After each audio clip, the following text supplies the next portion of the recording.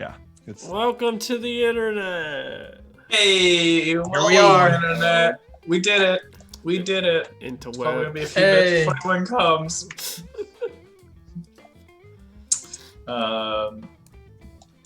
Yeah. I guess we should post that we're back on again. Probably.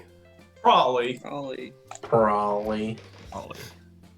We did it. Alrighty. We did it. I was about to be like, there isn't even an L in the word probably, and I'm like, yes, there is. Actually, Oh, I promise you there are no spelling-based questions in this quiz. Who'd have thunk? so we can't call you out on your spelling as a correction. That's correct. God damn it. Yeah. There are certain things in here that you might point out as being incorrect, and I will just be like, no, that's not a real thing. I apologize. Okay. Sex bomb. Sex Bomb. Dude, I've been listening to so much of that the song Black Sheep from the movie, Oh yeah. which is better than the original version. I stand by it. Brie Larson, great singer. But What are we talking I don't know. about? I'm such a huge fan of Metric though. It's hard. It's hard to choose. They're both really good. anyways. Sex Bomb. We are Gotta, Sex like- Bomb. 1, 2, 3, 4. I So gotta good. get used to this camera's like FOV because it's very different from mine. Yeah. I had a weird thing earlier when I was like trying to set it up where I was dead center and the camera was like, "You're here," and I was Yep. like, "I don't think I am, camera." Yep. You know what they say, camera knows best. Camera adds 10 bests. Isn't that right? Cool. Did anyone post that we're live? No. I'm doing it. Okay. So, check it out. No, Yourself? just me. Just me? Just So I'm streaming in Discord for you all. So don't look at the PowerPoint because it's going to be too easy to tell what the next answer might be in some cases. So you all watch my stream in Discord, except for Dan, you do you. I need all help I can get. Yeah. Sick. Oh no, I spelled it wrong. I'm already starting today off bad. It's 8:30. I can't you mean scroll stream. with the trackpad on this computer. Yeah, you probably want to use a mouse if you have one. need to go get it. Yeah, I should have warned you of that. I apologize. Mousepad is bad. Alex, I think you also got to mute yourself. You have to diss yourself on Miscord. Ooh, Miscord. Ooh. That sounds like one of those sneaky services that unhappy couples use to meet other unhappy couples. What? What? Who said that?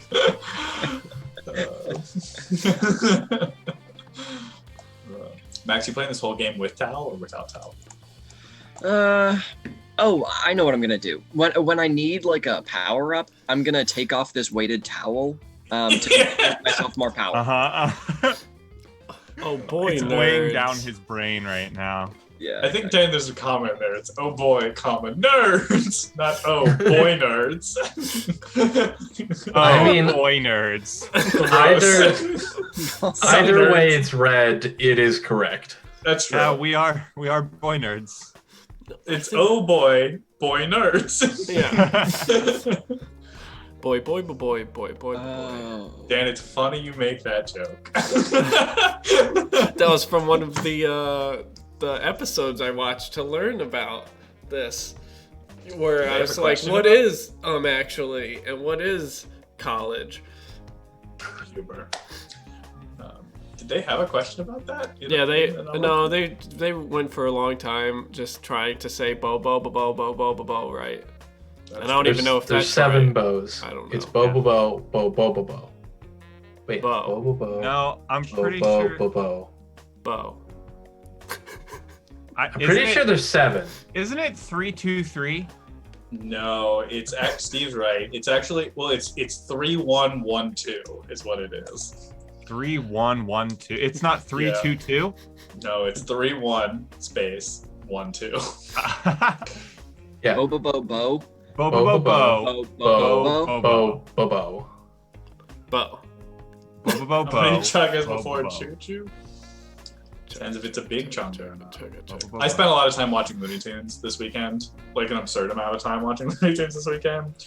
Because I started watching the new series that they made, which is, it's all right. It's pretty good. I feel like some of the comedic timing isn't as good because it's not all set to orchestral pieces like the old ones were. But otherwise, like it's good. It's like a mix of the like late 2000s show they did where they were like kind of modernized and Is that the baby the one? original. No, it's a different one. You're either talking of Looney Baby Looney Tunes or Tiny Toons, which are two different shows. No, I want the baby one. Yeah. So Baby Looney Tunes is the one where they all live with grandma, and Yeah. they're just younger versions of themselves. Yeah. What I watched as a lot as a kid was Tiny Toons, which is their like second generation essentially, where there's like a blue bunny and a green and a pink bunny, and they're the new bugs, and then there's like a more obnoxious kid version of Daffy, and then all this other stuff. Bo bo bo bo bo bo. He's still Yeah, that's above it. it. Okay. Yeah. Bo, Lucky. bo, bo, Yeah. bo, bo, Bo bo bo. He's green. He has a white Bo collar. bo bo bo. Uh-huh. All I right. keep wanting to add an extra bow on the end for some reason. Bo. It just feels better. It does feel better to round it out, but that's Did- sadly not how it works. All right, we're going to go ahead and get started. Wow, it's only 8:31. I thought it was much later than that. But we'll go ahead and jump into it. So welcome everyone for joining us on our Tuesday stream.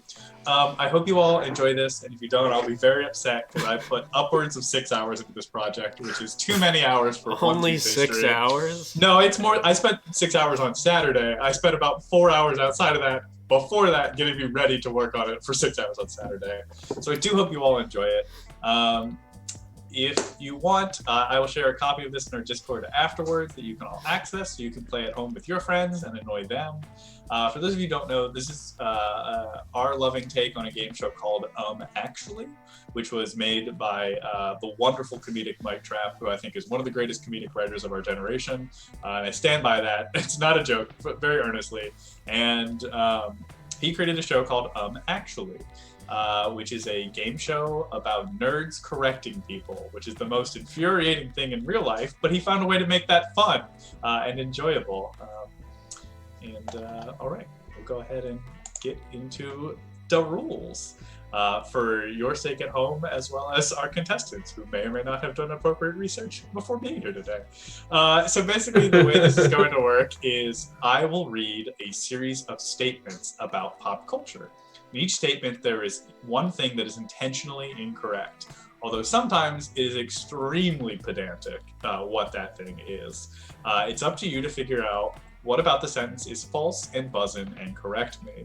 That being said, I've intentionally put one thing to be incorrect. If you find something else that is also incorrect and thus corrects the statement, I am willing to give you points. Clearly, I don't have a crack team of writers, so or a college humor team of writers, I should say. That's a funny joke. Thanks, Dan, for being there. That's good. So if you find something and we're unsure about it, I'll make my best judgment case on it. That being said, you don't have to know the thing that's wrong. If you can correctly identify what part of the sentence is wrong, I'm more likely going to give you the point unless someone else can be more specific than you in that case.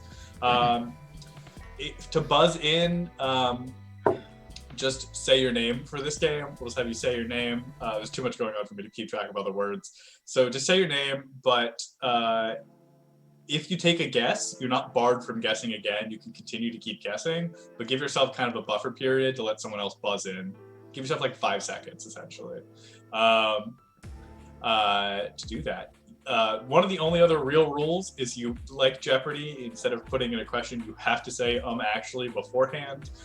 If you don't say actually, I will not give you the points, and someone else is fully welcome to buzz in and say actually with the exact verbatim thing you said and get your points. I'll try not to tell you whether or not you're correct if you don't say actually, regardless of what it is, but there you go. And just like real life nerds, you don't need to wait for me to finish talking. You are allowed to buzz in and interrupt me at any point in the question.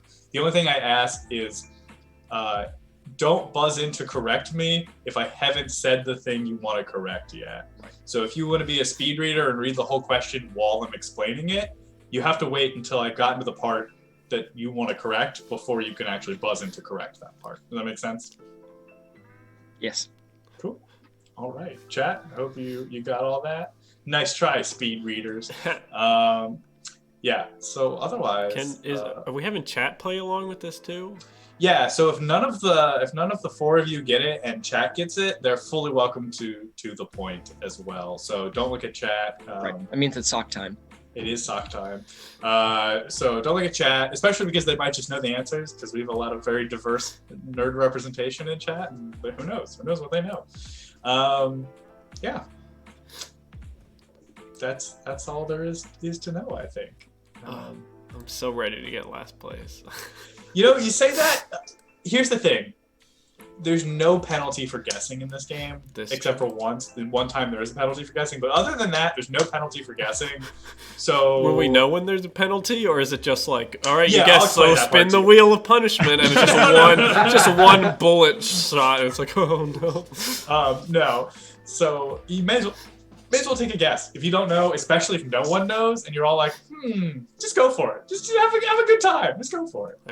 This game is meant to be conversational and witty. So, you know, if you got something to say, go ahead and say it. Joke buzzins also allowed. It's whatever you're feeling. All right. Enough stalling. We'll go ahead and get into it. There are 16 questions total, just so you all have a frame of come where on. Question number 1 is about anime. So I hope that you all have come with your weeb energy. All right. I'm a little nervous, but here we go. In the year 300X, Bobobo is a rebel fighter with the powerful Fist of the Nose Hair technique. As a member of the 5-haired children, his 4 older siblings also use equally powerful hair-based techniques, including Baba Ba Ba Ba Baba Ba Ba Ba's Fist of the Chest Hair, Baby Bay's Fist of the Leg Hair, Bee's Fist of the Head Hair, and Boo-Boo's Fist of the Armpit Hair. Techniques the siblings learned having grown up in the Hair Kingdom. I fully promise this was the first, it was always going to be the first question. The first one I wrote, and you just all started talking about it before stream. Dan? Yeah, Dan? Actually, you're leaving out the one other sibling, bye with a Y. Unfortunately, Dan, bye, not canonical to the wacky world. You would think in a world like Bobo, where anything is possible, that they would include the Y as a vowel, but they have hard and fast rules. What can I say? Only sometimes. Only sometimes Y. No, that is incorrect. I did not come across them in any of my deep Bobo wiki diving. Yeah, come on. Bye is the step brother to Bo. Only sometimes. Yes, Max. Actually, it's not called the Hair Kingdom. It is called the Hair Kingdom. Alex? Yes, Alex? Actually, Bobo is the oldest sibling, and all of his siblings are younger. No, he is in fact the youngest sibling. He gets made fun of for it frequently throughout both the manga and the show. Yeah, Steve. I'll give a shot. Steve. Yep. Actually, is it BBB's fist is not of the head hair. No, it is of the head hair. Yeah. Oh, that's boring. It is boring. Yeah. Dan? Yeah, Dan. Actually, BBB's fist of leg hair isn't a fist at all. It's a foot of leg hair. No, weirdly, the technique is still called Fist of the Leg Hair. I don't know what to tell you. The show is really on a whole other thing. If anyone has any last-minute guesses, before we'll call it there. Steve. Yes, Steve. Actually, they're not equally powerful hair-based techniques. Steve, that is correct. Do you know why they're not equally powerful? Because Bobo's the main character. No, that's incorrect. I'll still give you the point, Steve.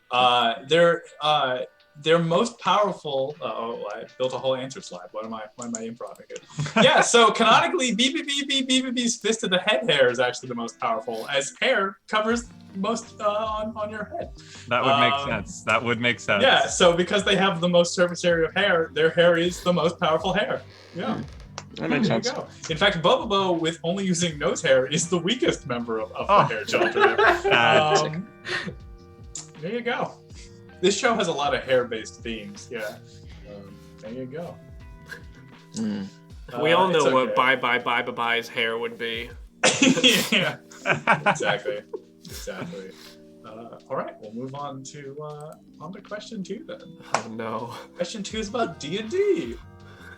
Exciting stuff. Yeah, this is a game where everyone fails, so don't feel bad. Don't feel bad. Question 2, D&D. In Dungeons & Dragons 5th edition, if you don't count Matt Mercer's Blood Hunter, there are 12 official classes. 5 full casters, the Bard, the Cleric, the Druid, the Sorcerer, and the Wizard. 3 half casters, the Paladin, the Ranger, and arguably the Warlock. And lastly, 4 martial classes, the Barbarian, the Fighter, the Rogue, and the Monk. Though certain subclasses allow traditionally non-magical classes to gain spells, like the Arcane Trickster and the Eldritch Knight. Or Steve? This isn't my thing, but actually you spelled it as Rouge instead of Rogue. Oh, my bad. I That's just want a to put that in there. Yes, Steve. Yes, Steve. You forgot the half caster of the Artificer. Steve, that is which correct. is There are officially An 13 official class. classes now, as of Tasha's opening event. Steven, actually, Alex, Dan? Alex?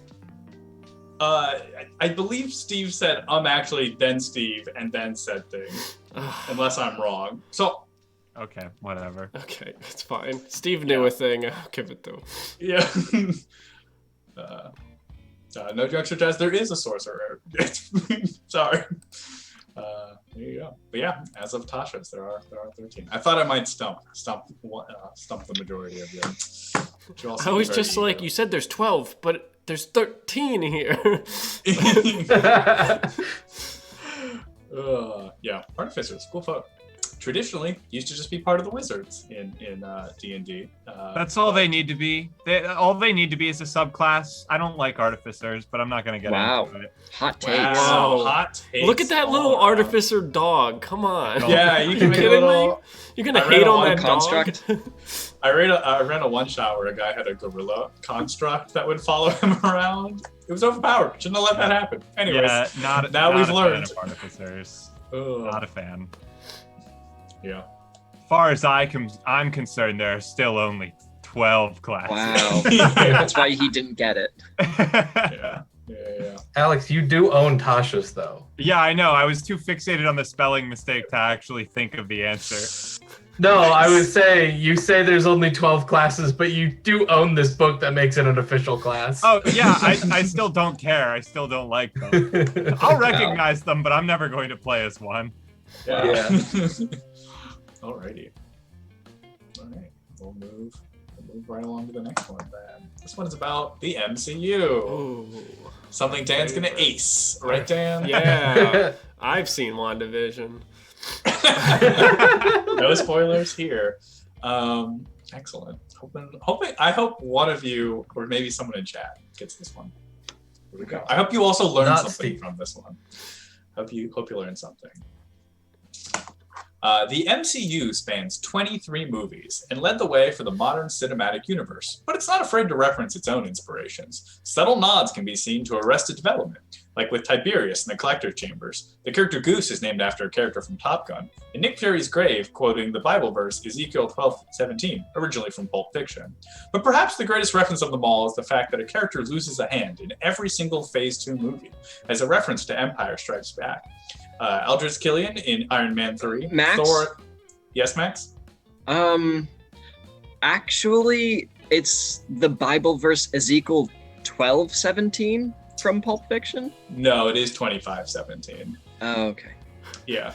But perhaps the greatest reference of them all is the fact that a character loses a hand in every single Phase 2 movie, as referenced to Empire Strikes Back.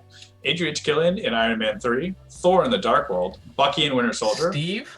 Yes, Steve? Actually, Thor doesn't lose a hand? He does. So Loki fake chops off his hand, which he doesn't actually lose a hand, but the image of him losing his hand is still present. Oh, okay. Yeah, Bucky and the Winter Soldier, Groot in Guardians 1, Ulysses Claw in Age of Ultron, and Yellow Jacket in Ant-Man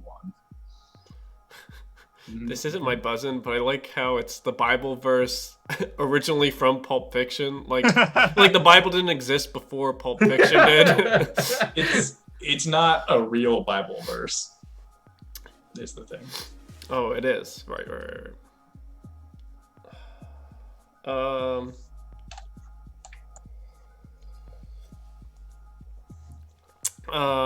Dan. Yes, Dan. Actually, Tiberius was not in the collector's chamber. He was in some other place. No, he was in the collector's chambers. In fact, there's multiple Arrested Development references throughout the entirety of the MCU. You can see the famous stair car from the first season on the tarmac in Civil War. So it's in the background while they're all fighting each other. Right. But that's just that. Tarmacs just have those. That's where. No, but this one has the Bluth family name on it. Oh. Like okay. the car from it. Yeah, it's not like anyone. It's like the that's stair. airports have those. No. Max? Yeah, smacks. Actually, Groot cuts off his arm in Avengers Endgame in order to make Stormbreaker. That is correct, but he also loses both arms in a fight with Gamora at the beginning of the movie, where he and Rocket are introduced. So, yeah, he loses full on both arms, which is hands Steve? are connected to those. Yes, Steve. Actually, Bucky doesn't lose his arm in Winter Soldier. He loses his arm in Captain America: The First Avenger when he falls off the train. That's correct. There's a flashback to that scene in Winter Soldier. But it's technically he lost it in the other one. Yeah, but it still happened during the film. It was in the film. It's in the film. Yeah. Look, I'm just trying to sweep the board. No, it's smart. It's smart. I mean, take your shots. I'm not going to stop you. I'm not going to stop you.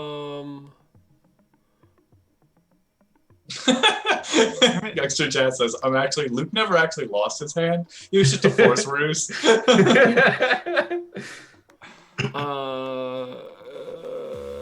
Dan? Yes, Dan.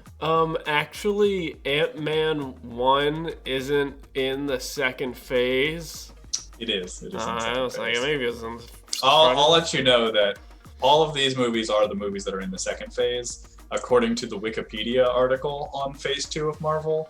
One that is argued as to whether it's second phase or third phase is in fact Civil War, but doesn't matter. Someone loses a hand in that one too. So it's actually Bucky again. So Bucky just cannot hold on to his limbs. What can I tell you? Yeah, maybe if someone gave him a hand. All right, I'm gonna call it unless we get any last minute guesses. Actually, you didn't capitalize back for Empire Strikes Back. Actually, I don't care. Dan? Yes, Dan.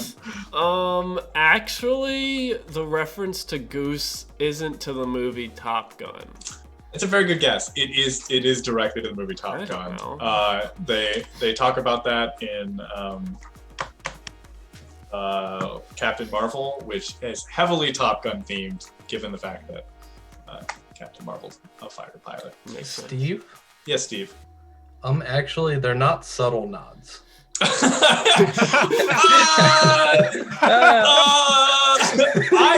I have seen most of these movies multiple times and didn't connect some of the references. So to my own sensibility, they are quite solvable. Look, I had to shoot a shot. No, I appreciate. Honestly, that's what I love about this game is people calling shots and trying their best.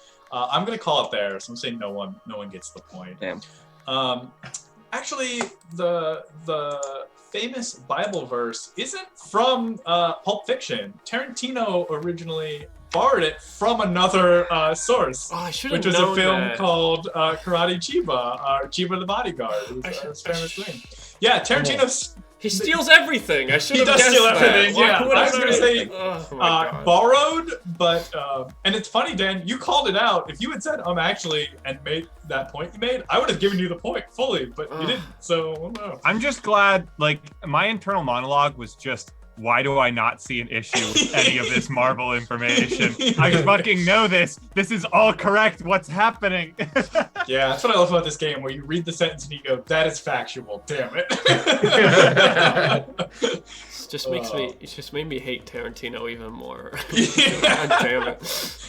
I thought, Dan, you might get it. Maybe an obscure reference, but what can I say? What can I say? This game is meant to be kind of unfair. That's how it's. If there was anyone I was gonna get, it was gonna be that one. So I'm just gonna go get some popcorn. All right. We'll move on to the next question then. Sorry, I've been told my later questions are easier, so hopefully that works. Question 4 is about Miyazaki films. Who doesn't love Miyazaki films, right? Yeah. I won't answer that. Would you not like Miyazaki? You just never seen them. Nah, I've seen them. They don't do anything for me. Wow. Heart Kid has no heart. I know. Heart. I know. I even liked some of them, but My Neighbor Totoro slaps. That's lower on my list, if I had to be honest. Dan still hasn't even seen Spirited Away, and I'm like, how have you not seen it? It's on my wheel. I've seen Spirited Away multiple times, and I don't care every time I watch it. I'm sorry. Leave. Max, I've gone my whole life with people telling me almost every day, "How have you not seen this movie? You're not a real person." So I've just gotten numb to it. Amazing. Alex, you continue to test me. Toonwit, not happy. Mm-hmm. I've seen, if it makes people happy, I've seen Princess Mononoke, and I thought that one was all right. The less you talk, the better. That's all I got. Nani, the actual cuss indeed, youngster Jazz. All right, let's get into the question. Studio Ghibli has produced a number of iconic animated films under the direction of Hayao Miyazaki, starting in 1984 with the adaptation of Miyazaki's own manga, Nausicaa of the Valley of the Wind, but would later go on to work on Kiki's Delivery Service, based on a Japanese children's picture book of the same name, Howl's Moving Castle, based on an English novel of the same name, Ponyo, based on the Hans Christian Andersen's original Little Mermaid, and Arrietty, based on a beloved children's novel, The Borrowers. Though it is his original work on Spirited Away that many consider his magnum opus. Dan? Alex? Yes, Dan.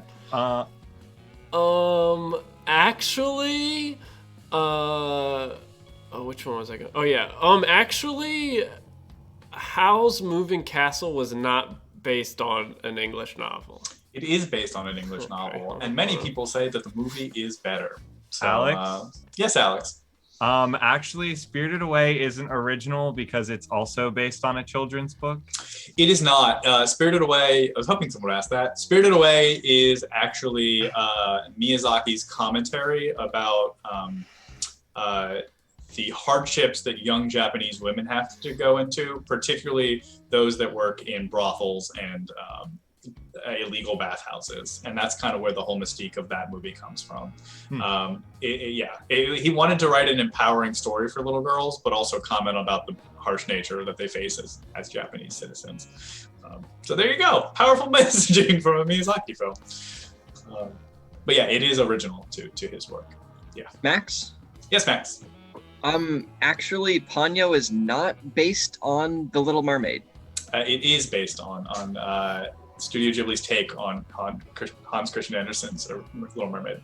Steve? Yes, Steve. Isn't it? Actually, it's the secret world of Arrietty, not just Arrietty.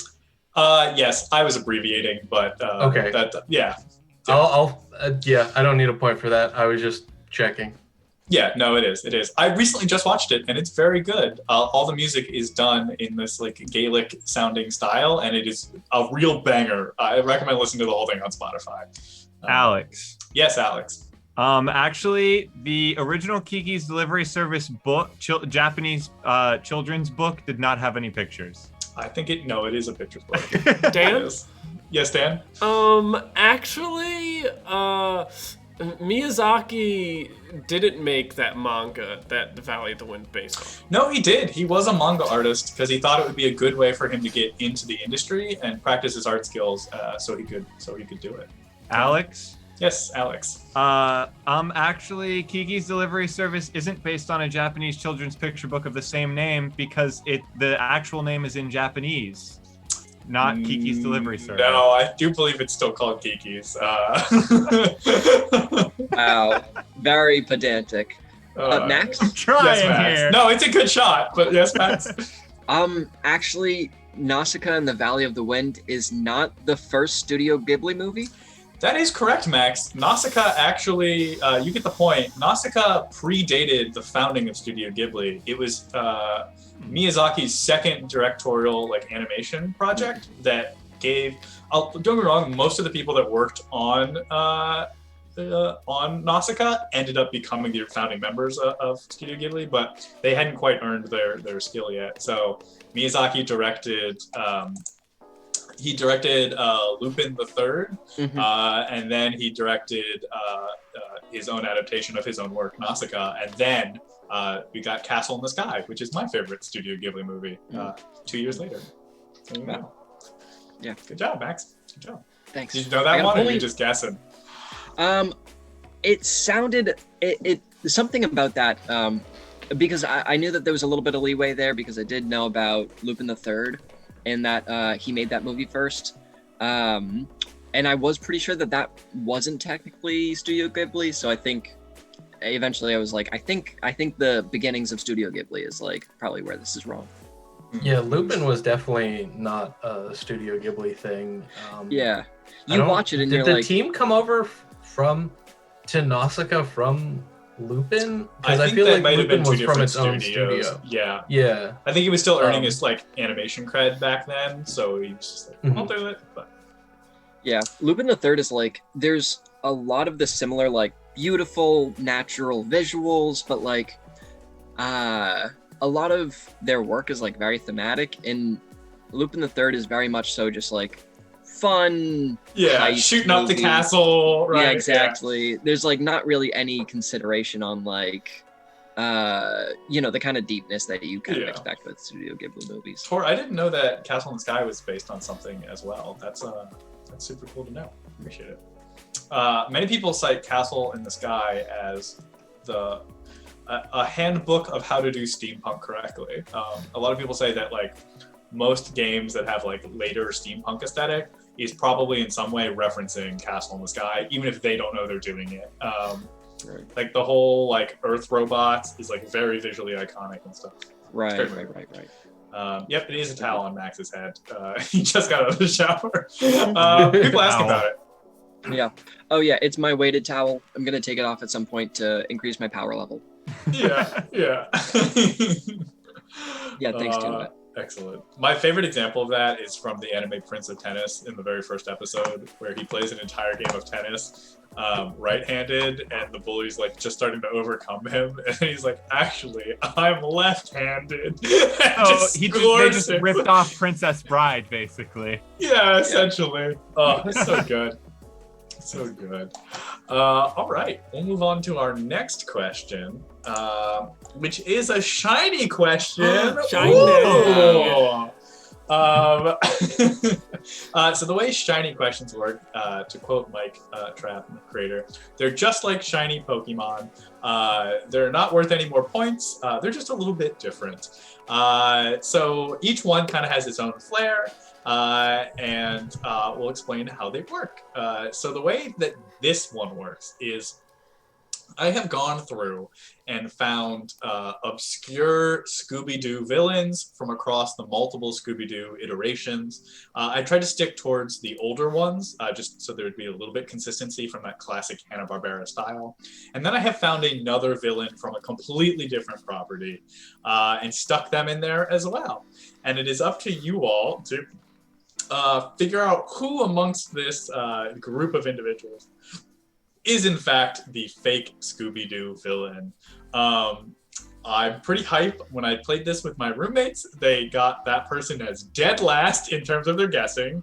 So maybe don't trust your first instincts. Is all I'm saying. Yeah. Toonwit, I'll give you a hint right now. You're not too far off. All right. Here we go. You take multiple guesses. You don't need to say them actually for this one because it is a shiny question. But like I said, give yourself a pause. You can guess a second time or a third time, but let's try and get as many other people in first. Mm-hmm.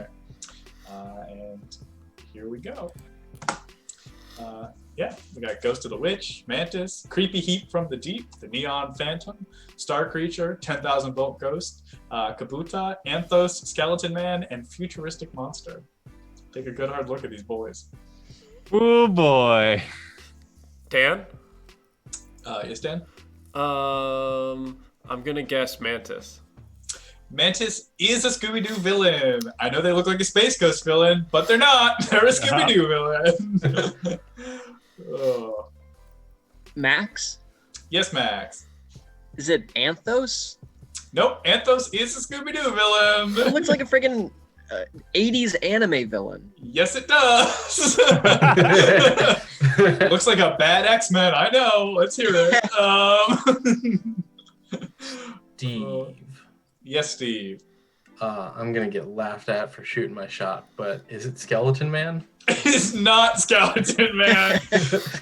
This is the first of several hundred skeleton-based Scooby-Doo creatures. I know. I Believe figured it or not, it was. that is, quote, the official art for it. So- No, I figured it was too obvious. yeah. Yeah. I guess that leaves me. Yep. And then once Okay. Alex guesses, you can all reset your buzzers and take Okay. Is it Ghost of the Woo? It is. It is not Ghost of the Witch. Sorry. Oh. No, Ghost of the Witch is infecting. All right, buzzers reset. Any order. Go Dan? for it. Yes, Dan. 10,000 Volts Ghost. It is not 10,000 Volt Ghost. I really thought that was just like a fan animation, but I looked up screenshots from that episode, and that is exactly how they drew it. So it was very easy to be an animator. A back few of then. these I do know for a fact are Scooby. I think I remember the 10,000 Volt Ghost from the live action movie. Yeah, which is 10,000 terrible. Volt He Ghost did have was in the he live did have an action. adaptation. Yeah. Okay, Alex. Yes, Alex. Is it Kabusa? It is Kabuta. Oh, That damn is it. the one. Yeah. So yeah, Neon Phantom, Star Creature, and even Futuristic Monster, who chat was really Yeah. pulling for, is in fact a Scooby-Doo. Futuristic Monster was so. It's so not Scooby-Doo that I knew it had to be one. Yeah. Yeah, I spent forever trying to figure out what its name was because I just refused to believe in my research that was called Futuristic Monster. Because under no aesthetic of my future sensibilities, that what comes to mind. Yeah, it's such a poor name. But yeah, Kabuta is actually from Captain Caveman, which is a whole other thing. Although he does. I knew that Creepy Heap from the Deep was a Scooby-Doo villain because she is in Scooby-Doo 100. Wait, what is it? It's 100 something manor. It's the video game. It's the PlayStation 2 video game. Oh, interesting. That Creepy See. Heap was the first one I put on there because I thought their costume was so funny. I loved it. It's It great. re- You should. It really draws the eye. It does. You think the costume looks funny? You should hear her. Really? Alex, YJ says 1313 Dead End Drive. Yes. I don't know if that's a game reference. I assume it is. Although you could actual me and say that Captain Caveman is canonically in the same universe as Scooby-Doo, meaning Yeah. he could be a Scooby-Doo villain. Mhm. But to that I would say nay. And move on to the next question. Dan, what's our score looking at right now? Steve's sitting at 2 in first place. Alex and Max are both sitting at 1, and I'm sitting in Donut Land. At 0. That's It's only all. question 6 though. I So think- many more Is opportunities. this a for golf? points. This is a golf score kind of game, right? Yeah. Yeah. Okay. I think it's Night of 100 Frights, if I'm remembering correctly. I think that's the name of the game. Didn't have that. Did play a Pink Panther game that sounds very similar though. Oh. To be fair, Dan, the lower score you get, the less Nerdy you obnoxious you are. Yeah, true. so. It's true. Well, I'm ready for this next category because I've recently studied up. Excellent. Hope you all read your Silmarillion. Yeah. I've actually got my Your pocket Silmarillion. Imagine if You're a there were- Silmarillion salesman. Imagine if you were like you know how Mormons have to go. Like, do you have a minute to talk about our Lord and Savior Sauron? We'll wait for Steve to come back with his Joke's on you, I do have a pocket version of the whole series. Oh, God. That's a pocket? Yeah, that's the Yeah. pocket version. What? It was a lot cheaper than the original versions, which are like the full-size ones are pretty big. These ones, it's a little bit of a stretch, but you can fit it in your pocket. Interesting. Is Well, it not like if you're a smaller woman. typeface, They have tiny Steve, or fonts. how Yes. is it? How did they shrink it? It is like It's just pictures. 7-point font. Yep. Okay. Reminds me of Top to bottom text. Oh my lord. Oh, Yeah. reminds me of when I read the Lego picture Bible at a Barnes and Noble one time. Just the Bible, but Lego pictures instead. It's great. I love it. Anyways, here is question number 6, Lord of the Rings. Hope y'all are ready. When J.R. Tolkien originally wrote the Lord of the Rings trilogy, he drew heavily from philosophy, Christianity, mythology, and archaeology. Major inspirations include the epic poem Beowulf and the Bible itself, but he also drew from real-life experiences. In particular, many real-world locations served as inspiration for locations in the book, like Birmingham for the Shire, World War I trenches for Mordor, and his Max? own home. Yes, Max? Actually, J.R.R. Tolkien despised the idea that his book was a direct analogy to world wars or direct analogies in general. That is incorrect. He was cited as saying World War I trenches were some of the worst places on Earth, and he wanted Mordor to reflect that it was also a hell. And then his aunt's home in Bag End for Bag End. Yeah, that's a good, 100% a good call, but unfortunately it did still seep into his mind at some point. It is, Steve? yes, Steve. Actually, he didn't use Birmingham as the source for the Shire because he started the series with The Hobbit, which was just a line that he came up with.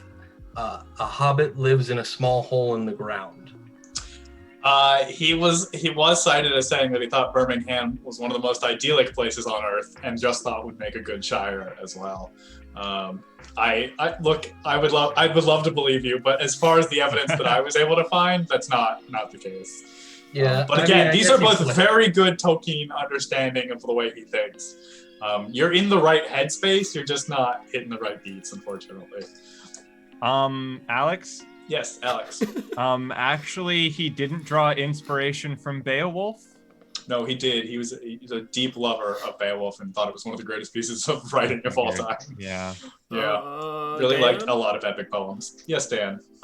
Actually, Tolkien can't be considered a writer since he made 2 of the characters' names Solomon and Saruman, which are way too similar for being both villains. If anything, I would so- say he can't because he named his evil place Mount Doom. But that's neither here nor there. No, he's credited as a writer by all accounts. Dan, may I direct your attention toward absent? Yes, yes, and my names are still more recognizable when I was 16 than his are. Classic The Dark Lord Solomon. Pikey fucking blinders. Max, Yes, man. this one's real pedantic, but actually he didn't only draw from philosophy, Christianity, mythology, and archaeology, also heavily from linguistics. While that is certainly true, it doesn't invalidate anything I've written here. It looks like an exhaustive list to me. It doesn't say he only drew. Yeah, if I had written only Max, on principle, I would give you the point, but I very carefully chose every word of every one of these questions. So, that's where the 6 hours went. I'm gonna give it, if anyone wants one more last minute guess. for the last Dan? one, Alex? Yes, Dan? Actually, Beowulf is an epic, but I don't know if it's necessarily a poem. No, it is an epic poem. I know, I was Poetry back just- then was very loose. I know. Yes, Alex? Actually, J.R.R. Tolkien didn't like the Bible, so he didn't draw inspiration from it. No, he actually is, quote, responsible for, and this is a fun fact, quote, responsible for converting C.S. Lewis from an atheist to a religious individual. Wow. So he was incredibly religious, yes. Wow. Because who knew that the guy who wrote Chronicles of Narnia used to be an atheist? Yeah. That's wild. That is wild. Isn't that a crazy fun fact? Anyways, I'm going to call it... Dan? Yeah, all right, Dan. Actually, it wasn't his aunt's home in Bag End. No, it was. He went to live there for a time.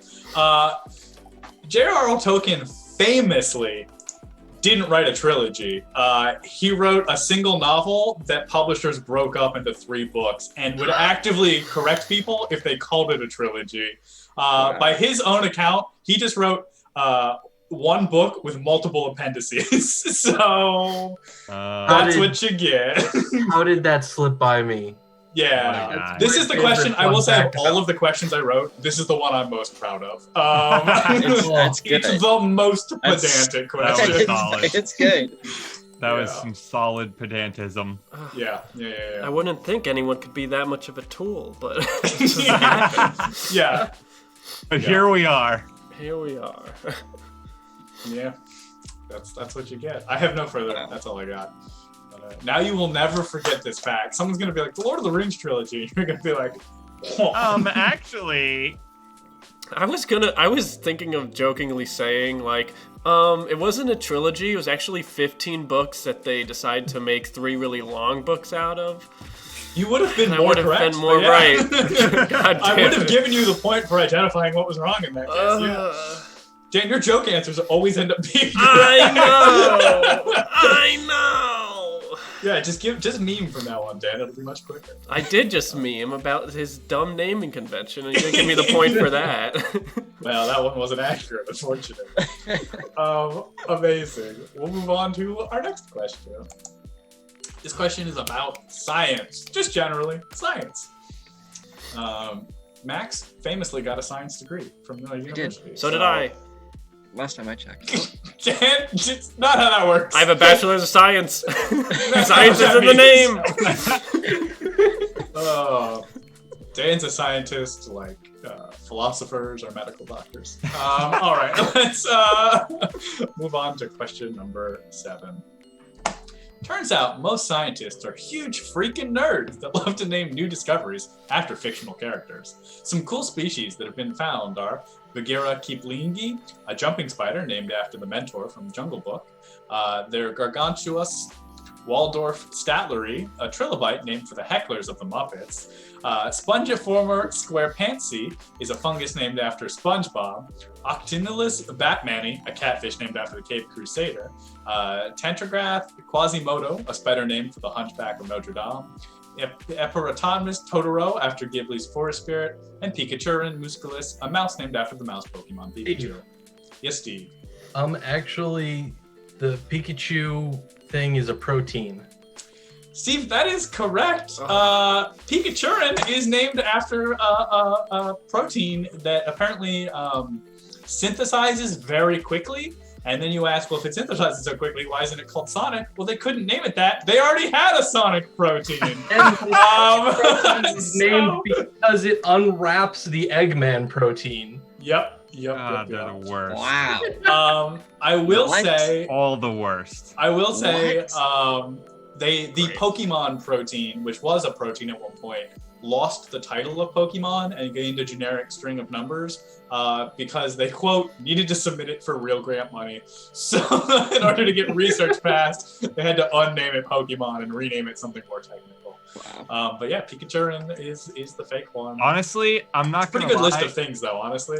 It is. This kind of shit, like, really gets under my skin for some reason. Like, I find this so unbelievably stupid. Like, I can't stand it. Like, there's a dinosaur that was named after a Harry Potter. It was like Draco Rex Hogwartsii or something like that. Thankfully, they realized that it was just a subspecies of a Pachycephalodon, and so it's no longer named Draco Rex Hogwartsii, because that was so fucking dumb, and I hated it so much. Would I change your opinion if I found out in research, because I did find that there were actually a lot of dinosaurs named after cartoon characters. Yeah, I know. Would it change your mind if I said that they did name one an area after Aerodactyl from Pokemon? Does that change your mind at all? That's better.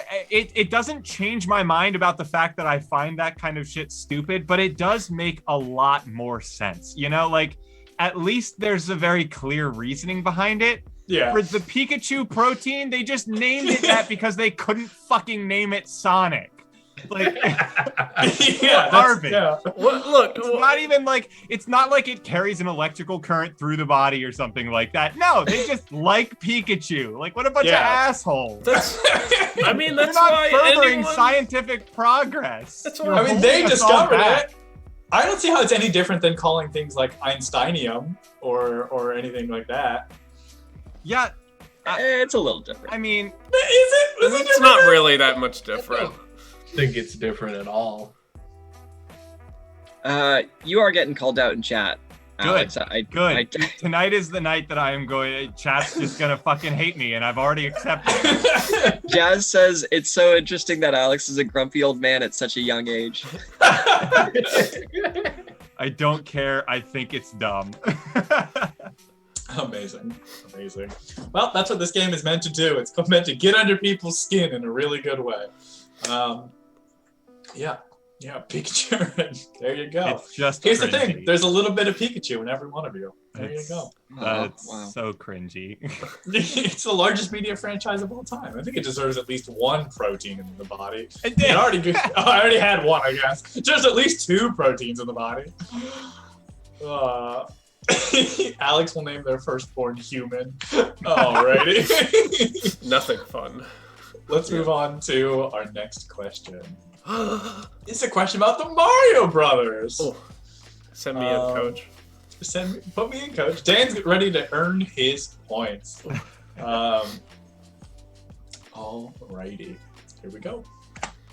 The colorful Mushroom Kingdom has a host of important citizens and unique races, including the titular human duo Mario and his twin brother Luigi Mario, the Toadette and Toadsworth, members of the Toad race, the Mushroom Princesses Peach and Daisy, Birdo and their partner T Yoshishar Munchakoopas, both members of the Yoshi race, as well as the villainous humans Wario and Luigi. Dan? Yes, Dan. Birdo and Yoshi aren't partners. I looked it up on the wiki. They are in, quote, a committed relationship. Whoa! So they are, in fact, partners. Steve? Yes, Steve. Actually, Wario and Waluigi don't live in the Mushroom Kingdom. They are considered having homeland citizenship there. They hail from the Mushroom Kingdom. Oh, Alex? Yes, Alex? Actually, Mario and Luigi aren't twins. They are twins, actually. Who knew? What? Yeah, Luigi is Luigi's always referred to as the older sibling, but he is a twin. He just came out first. He just came out first. Yeah. Max? Yes. Actually, Princesses Peach and Daisy are humans? They are humans. Me calling them Mushroom Princesses doesn't mean they're not humans. Dan. Yes, Dan. Actually, Daisy isn't from the Mushroom Kingdom. Dan, that is 100% correct. Yeah! Daisy is a diplomatic representative of Sarasland, or Sarasland, depending on how you pronounce it. It largely resembles Egypt, and if you're familiar with any of the Mario Kart courses that are in the desert, you're probably in Sarasland. I knew that. She's not a Mushroom Kingdom citizen. She's just a really negligent leader of another country. Also, real slight burn, again to Luigi catching shit. She was originally a Mario love interest. A lot of people pair the two of them together, and even Nintendo in later years has kind of backtracked and said that she's interested in Luigi over Mario. But originally, she was there for Mario. That's who she wanted. Yeah.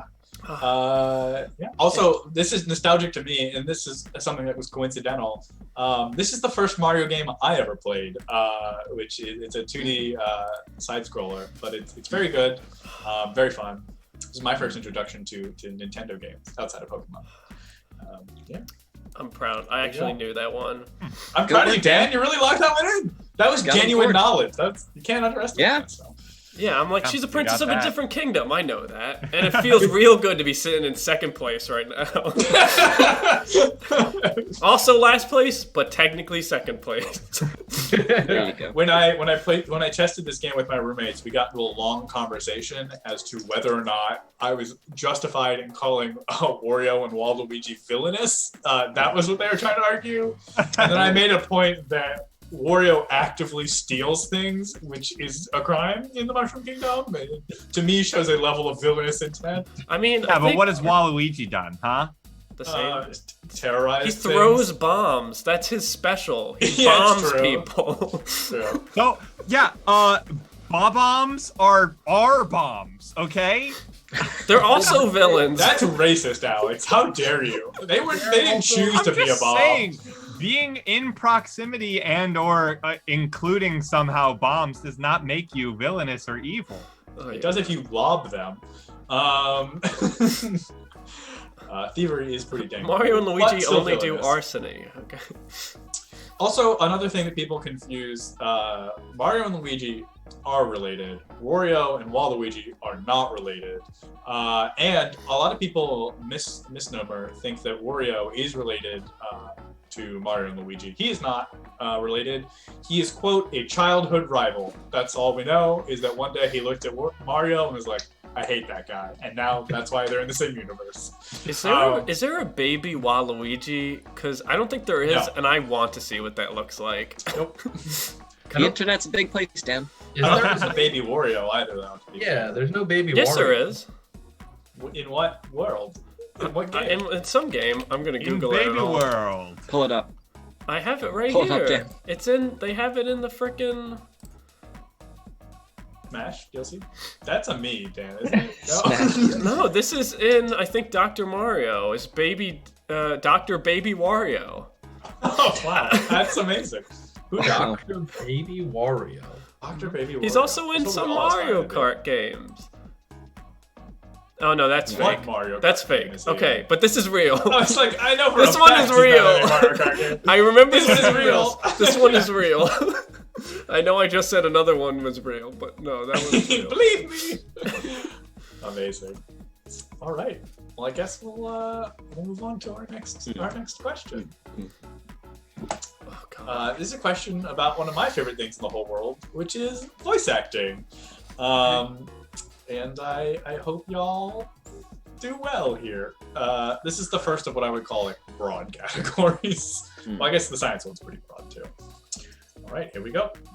Toonwit, I expect you to know all the answers to this one.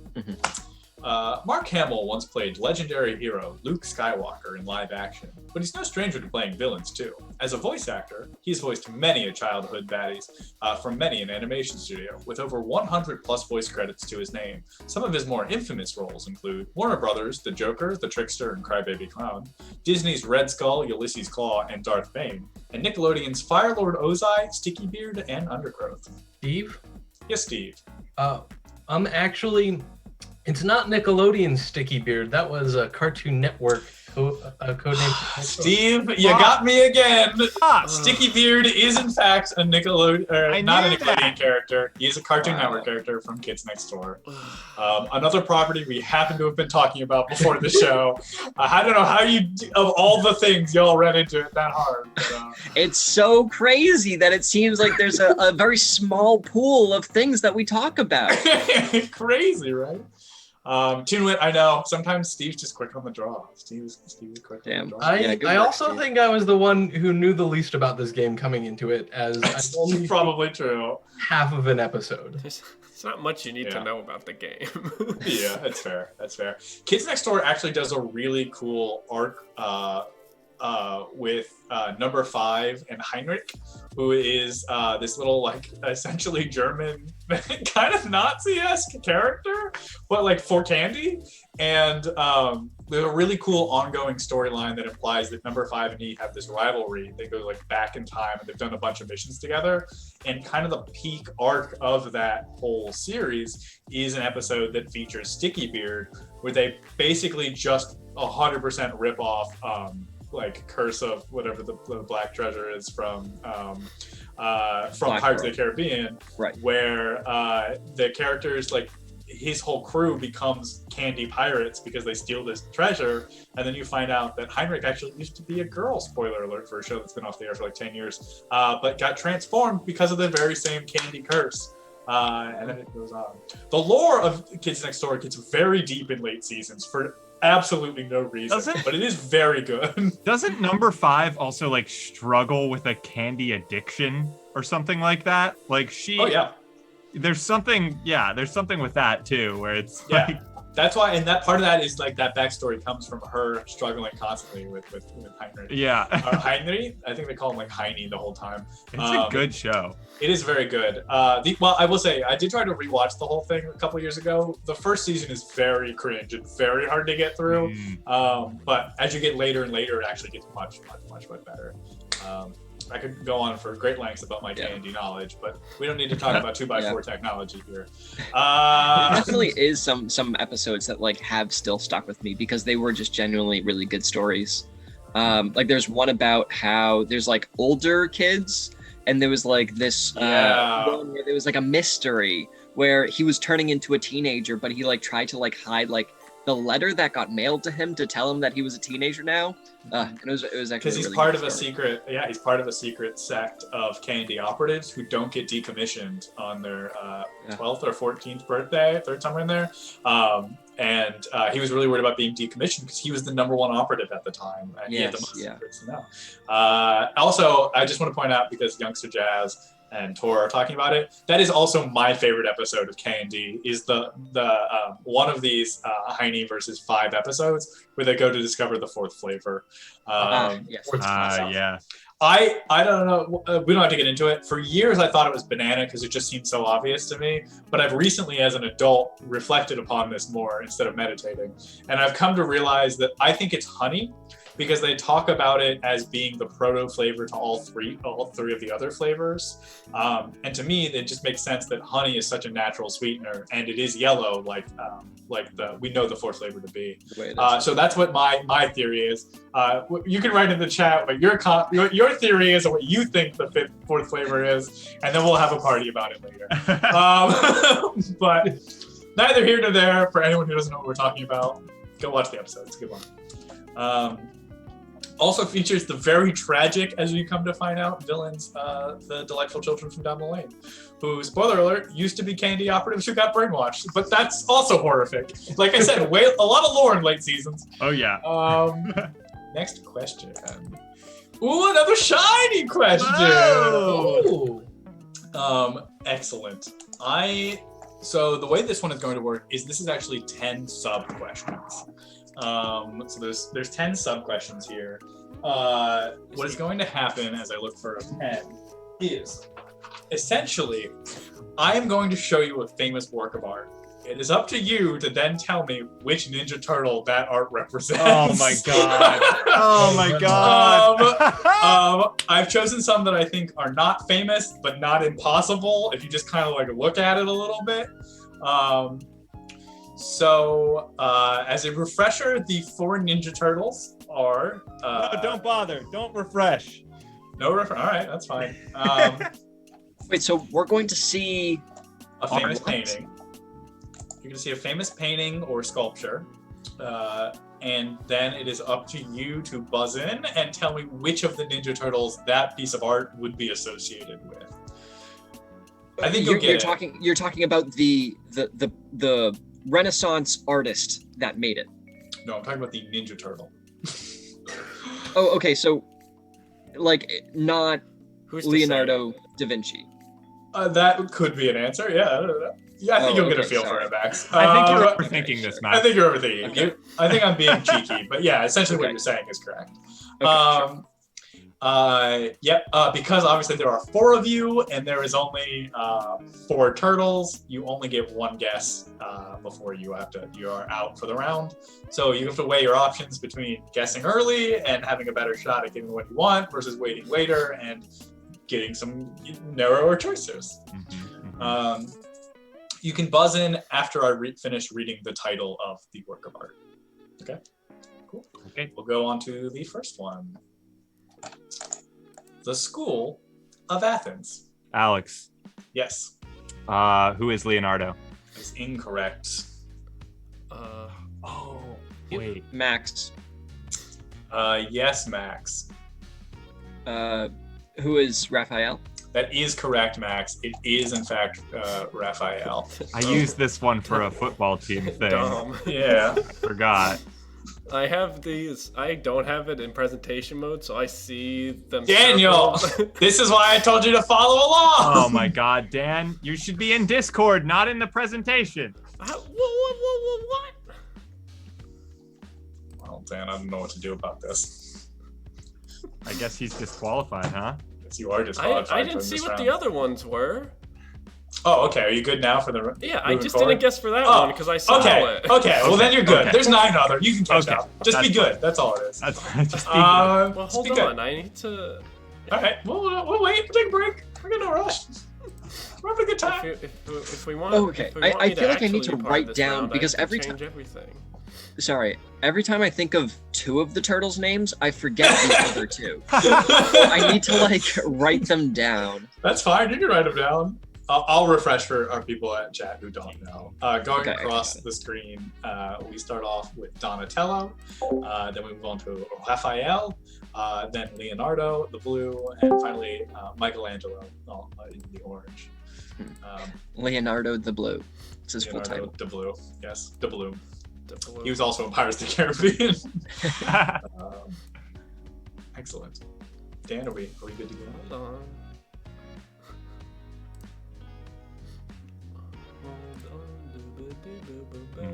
Dan, I believe you've muted yourself one place, but not another. So, how are the points working for this? Is it just whoever has the most by the end gets the point? Yep. Okay. Most wins gets it by the end. Can you guys not hear me? Yep, you can hear Now you we Dan. can hear you. There we go. Oh, I didn't change anything. Okay. Cool.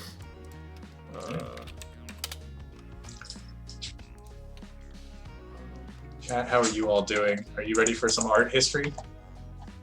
I'm really sad I never got to actually take art history in college, which I feel like is such a college thing to do, but my humanities was already covered elsewhere, so I didn't have to take it. But, I didn't either. you know. I think I had to take 3. Dan, how are you so effortlessly editing that What do you mean? in OBS? He's good. No, but I mean, it's like I've tried to do that exact thing and could not figure out how to do it. I've had to manually tell it what the number I want it to slide into. Oh, you is. just hold Option as you grab the edge to crop. Hey, that's amazing. Well, hold Option if you're using a Mac, like a weirdo. I'm not using it. Yeah, good one, Alex. Option isn't a. You mean Control? Oh yeah, I have a Mac key. yeah, I have it's a Mac keyboard though. Oh. Trixie. It's true. Okay, we should be good. Alrighty, ready to move on to the next one. Probably gonna pronounce a lot of these Italian-y words wrong, so hang with me. The Pieta. Dan? Oh my god. Yes, Dan. Actually, Donatello. That is incorrect, Dan. I'm sorry. Max. Yes, Max. Who is Michelangelo? That is correct. You don't need to say I'm actually or who is. Both are neither is Feels right. I'm concerned. Angelo.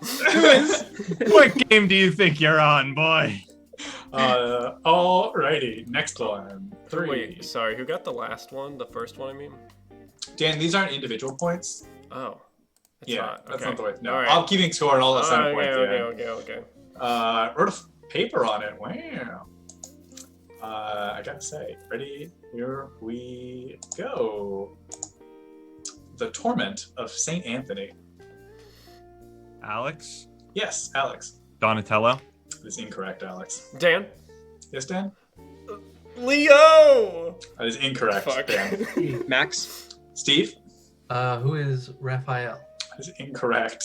Max. Well, Yes, Max? Who is Michelangelo? That is correct, Max. I was like, Good. don't fuck this up. Don't fuck this up. Splinter. Master Shredder. I should have been able to tell by those brush strokes. Damn. A Foot Clan? I genuinely like manually zoomed in to look at it, Yeah. and it threw me off. Wow. Yeah. Michelangelo is a kind of a pinch hitter because he was a big sculptor and a big painter. The others kind of specialized. I was Michelangelo did the Sistine Chapel, right? Maybe. I don't know. Let's find out. I believe Michelangelo did that, and that's a different style than this one. Yeah. Alrighty. Next one. Yeah, so I'm gonna say Anthony. Lady with ermine? Ermine? Steve, Yes, Steve? who is Leonardo? That is correct, Steve. This is some Leonardo-ass brushstrokes right here. Good job, my guy. All right. It's currently tied. Max is 2, Steve is 2. Anyone's game for points. Here we go. Disputation of the Holy Sacrament. Steve. Yes, Steve. Michelangelo. Incorrect. Alex. Max. Yes, Alex. Raphael. That is correct, Alex. This is, in fact, Wait. Raphael. Dom, I think I got 3 points Did you? because Yeah, the I thought- first one was Raphael. The Yeah. second one was The Pietro? Michelangelo was a sculpture. Yeah, and then you're the right. third one I got because everybody else got it wrong. Thank you for keeping me honest, Max. Appreciate TY. it. How many points do I have, Dom? 4? You have 0, Daniel. 1, 2. You have -1 for cheating the first round. I didn't. I purposely didn't say anything because I Yeah. realized. So, Steve, do you have 1 point or 2 points? I apologize. It's I think 2. I've got. I think I've Well, got. how many are we in? 1, 2, 3. Who got St. Anthony? All I know is I definitely have St. Anthony one. was me. That was the one where we went all Oh, around, okay. right? All right. Yeah, you're right. You're right. Yeah, All that right. was the And one where then- I went last. Steve got Leonardo, right? And then Alex got Raphael. Cool. All right. We're all good to go. Okay. Sorry. Looking at a lot of screens right here. Moving on. Next question. David. Alex. Yes, Alex. This one is Leonardo. Dan. That is incorrect. Dan. Dan. Who is Donatello? That is incorrect. Duh, Max. I thought I knew this one. Yes, Max. Who is Michelangelo? That is incorrect. Steve. Ah. Steve, Raphael. That is correct, Steve. It's a different David. It is a different I knew- David. the That's only one what I the knew- plan was. The only one I knew was that it wasn't Michelangelo.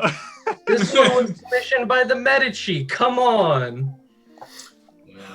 There you go. I threw a couple in here to be like, ooh, who's gonna fall for it? Wait a minute, that David Wait a has a minute. hat. Ew.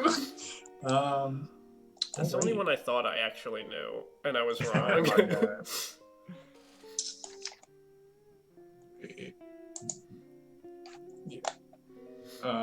What?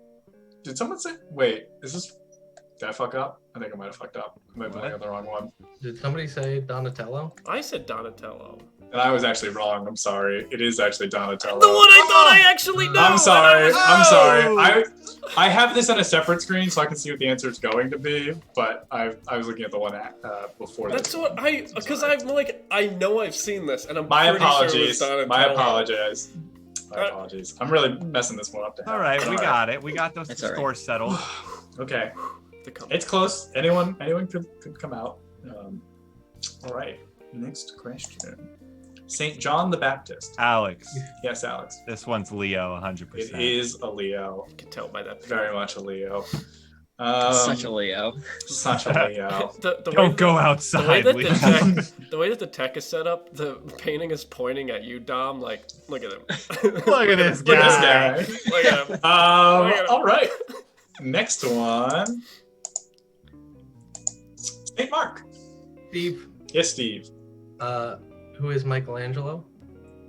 Steve, that is incorrect. Dan. Yes, Dan. Raphael. That's incorrect. Dan. Alex. Yes, Alex. Donatello. That is correct. I should always stand Donatello. God damn. That's the thing, is if it's a sculpture, you're pretty 50-50 between Michelangelo and Donatello. Alrighty. Next question. Salvatore Muni. Alex. Max. Yes, Alex. Raphael. Is incorrect. Max. Yes, Max. Who is Leonardo? That is correct, Max. What? That's Leonardo?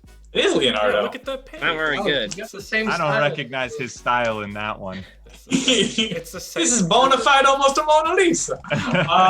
This is St. John the Baptist. Do you think I don't anyone? know. Do you I'm think, not seeing. do you think anyone ever like photoshopped a cigarette into their hand? Oh, Hondo was that.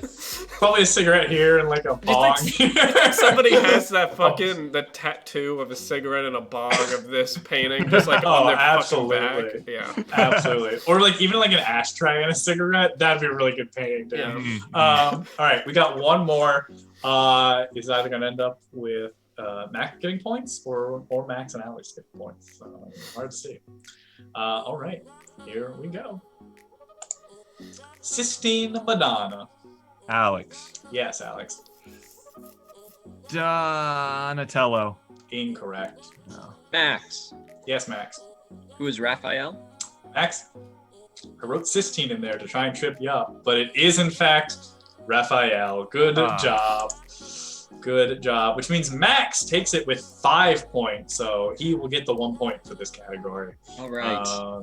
Followed by Alex at 3, clenching all those Michelangelos. And Steve and Dan at 1. Steve, I think you do too much about art history and not enough about Ninja Turtles. But that's my hot take. Yeah. I'm just glad the one that I actually recognized, I actually got correct. That's I'm proud of you, that's buddy. really all. I actually learned something in my 2 art history classes that I had to take. I'm proud of you, buddy. Dan, I don't know if you want to go back to the other one now or because we go a little bit sharper of an image, but I shall. up to you. Alrighty. Sharper images. My art thief crew? I would love to join your art thief crew. Sounds like a great time. You son of a bitch. I'm in. I'm in. Excellent. All right, ready when you are, Dan. All right.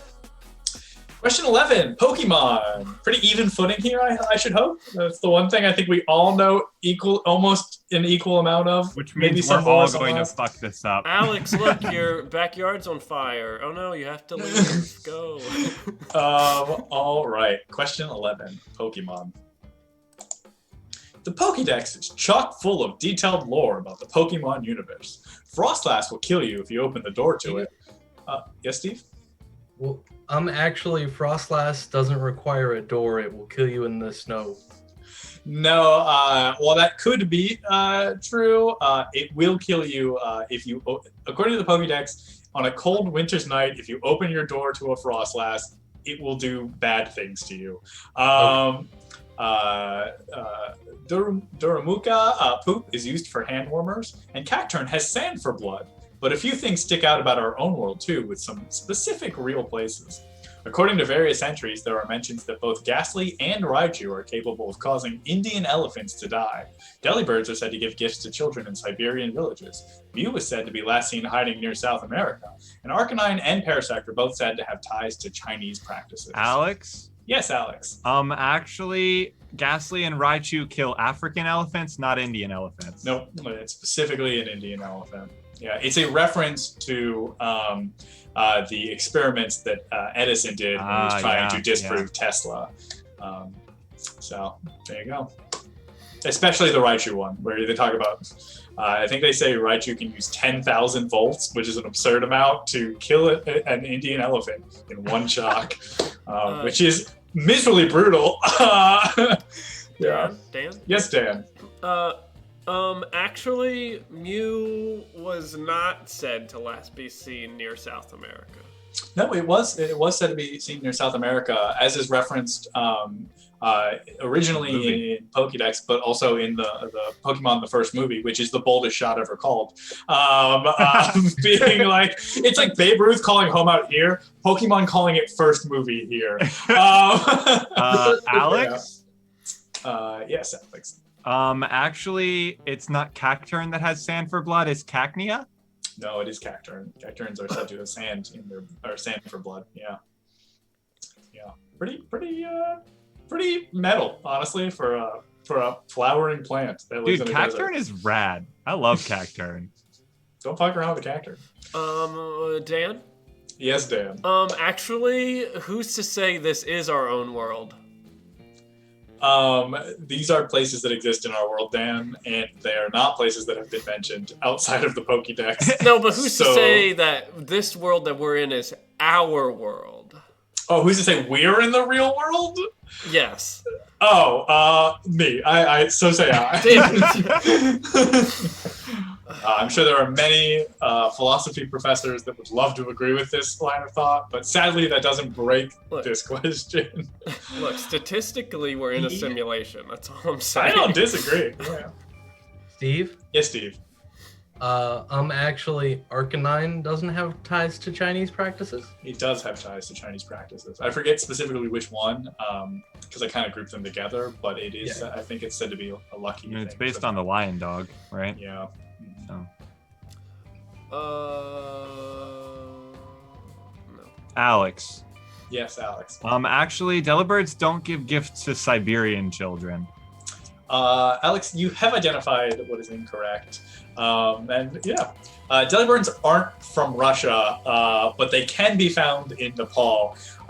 Originally, fun fact, I just wrote that in as a blatant lie and just said Delibirds gives to Siberian children, because that sounds very Pokédex. And then when I went to go change some things later on, I found out they also mention a real world place in one of Delibird Pokédex entries, which is to say a Delibird once helped a man climb Mount Everest. So there you go. That's a Delibird for you. So are they in like a parallel universe, or how does this work?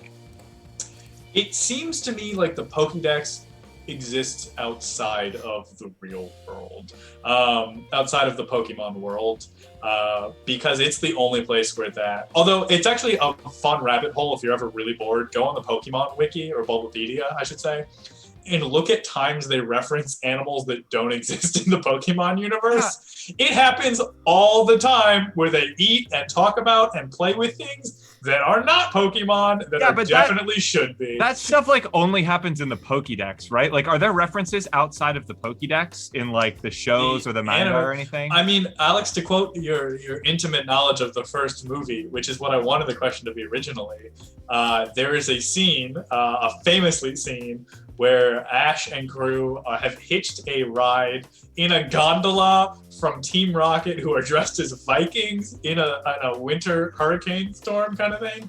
And Ash said, "I thought Vikings were only from Minnesota." So yeah, it happens everywhere. Right. Hey. The universe is real sloppy, but what are you gonna do? Yeah, that's just because I feel like that happens most often with the Pokédex, and that's one thing I've always thought, like, the Pokédex is just so wildly off from even the games and the show's own canon. Yeah.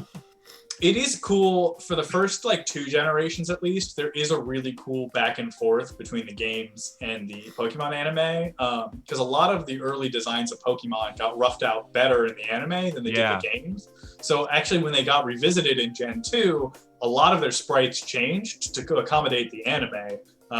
And then moving forward, it became almost a dead heart. They got made in parallel, so it wasn't an issue. But it's cool how to see how they go back and forth originally from a design standpoint, which is why I think there's a lot of uniqueness in Gen 2 particularly. I feel like it was probably someone here talking about it, but someone was saying that the original Pokemon got designed in black and white, essentially, because of the original games in red and blue. Yep. And I thought that was really interesting. Yeah, it's very cool. It's very cool. Steve and I watch a channel called Subjectively on YouTube where they talk a lot about Pokemon design, and they have a bunch of cool series. One of the ones they do is they take Gen 8 Pokemon, which is the latest generation, and try and redesign them with Gen 1 rules. Nice. They did one on Phalanx, and it's very adorable. It's cool. It's a cool series. They also do Pokemon armor sets, which is super sick, where they design full, like, essentially like plate mail and various other kinds of armor based off just Pokemon designs. And then the one that I like the most is they're designing their own fake Pokemon generation, which is where we got the inspiration for New Valor. That's where they're doing one called The Maza region. the Maza region, which is based off of Mexican folklore, which is very cool. So I recommend that series as well. But back to our game. Yeah. Actually, Dan, what's our scoreboard looking like? Steve's in first with 4. Alex Okay. and Max are tied with 2. All right. And I'm sitting at Pogo Stick. Mario Brother, baby, let's do it. Excellent. Well, it's still anyone's game. Number of questions left. Oh, God. Alrighty. Question number 12. Star I think it's time. Oh boy. Oh boy. Oh boy. Wow. My brain. I My so brain. needed power.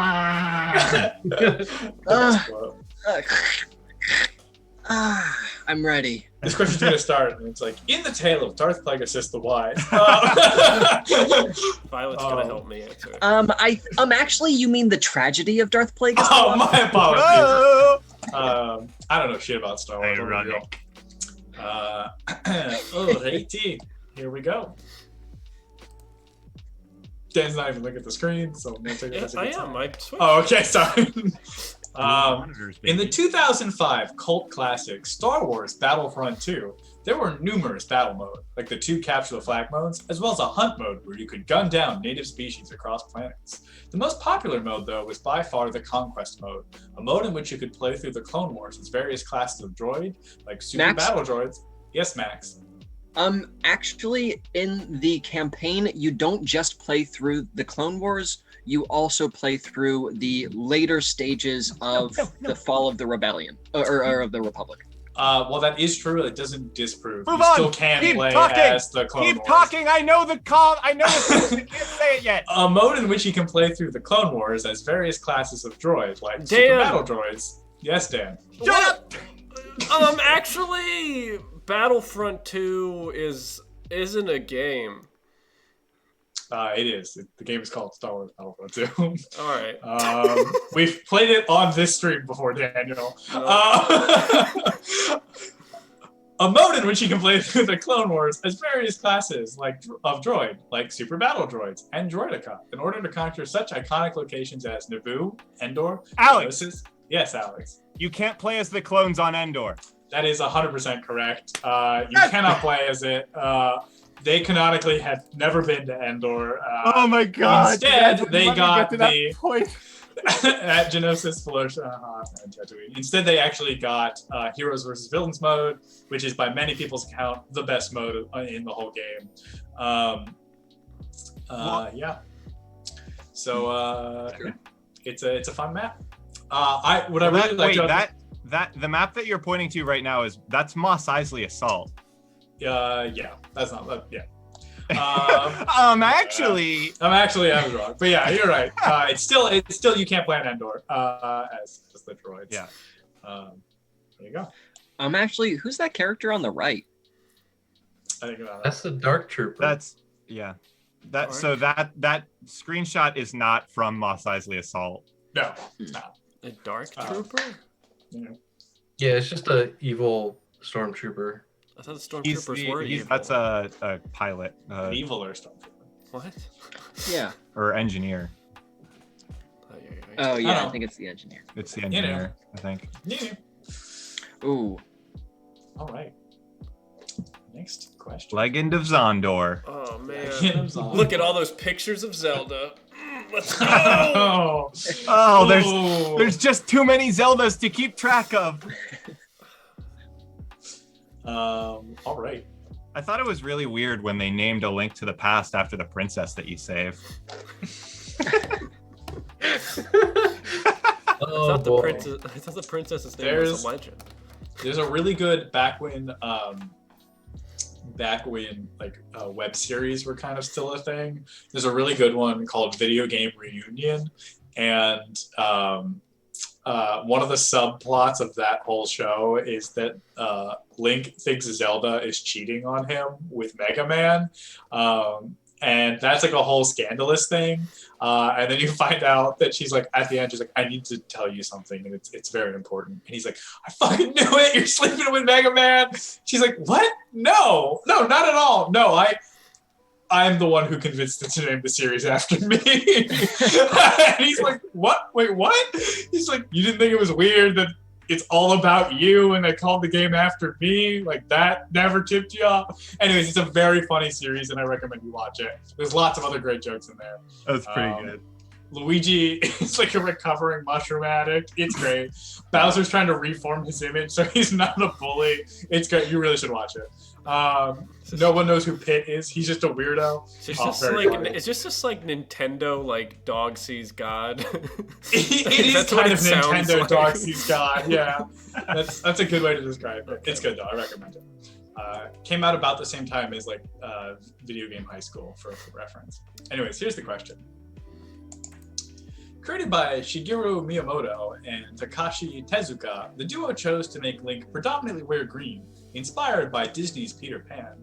Miyamoto's wife said he didn't make any handsome characters, so Miyamoto gave Link a defined nose and pierced ears, but was afraid it would make him look too cool to be a Nintendo character, so he gave him long underclothes, giving birth to his look. Miyamoto has let gamers in on other secrets throughout the years, saying that Link is always depicted left-handed because Miyamoto himself prefers his left hand. That Link was supposed to have a sister named Linkle, but was scrapped because he already had a sister. Dan. Yes, Dan. Actually, Link is right-handed in Skyward Sword, so he's not always depicted as left-handed.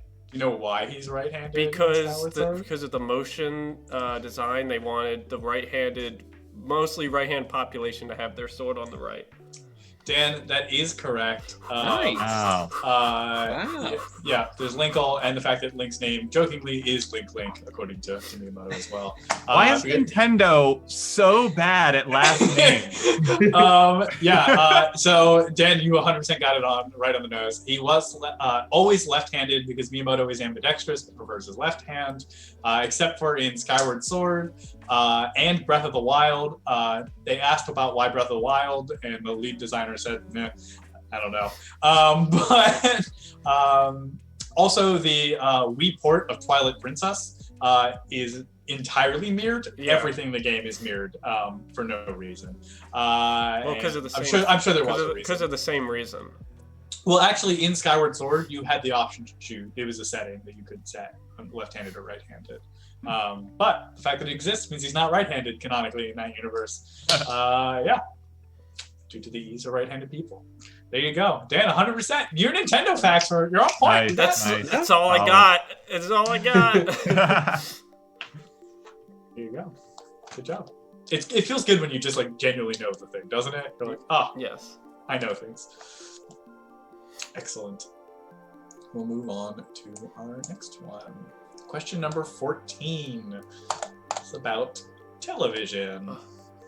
Broad television. Television shows a picture of a movie. There's a television. But it's on a television. All right. This is specifically about flat screen televisions. The microprocessor in all televisions. No. Ready when you are, Dan. All right, do it. We all know that Psych has a pineapple hidden in the background of every episode. But did you know that a ton of other shows have recurring hidden secrets as well? Adventure Time has a snail. South Park has an alien. The Simpsons has a Beatles reference. Seinfeld has Superman. Fringe has The Observer. Firefly has Han Solo and Carbonite toy. Futurama has the number 9 man. The West Wing has its fishbowl. Friends has a doodle board. And Breaking Bad has the pink bear.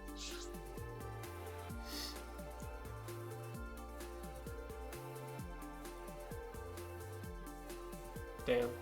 Yes, Dan. Actually, Seinfeld doesn't have Superman. It does have Superman. He's not in every episode, and it might be just a fact that they decorated his apartment with a lot of Superman, but there is a Superman in the majority that is hidden throughout the episodes. Damn.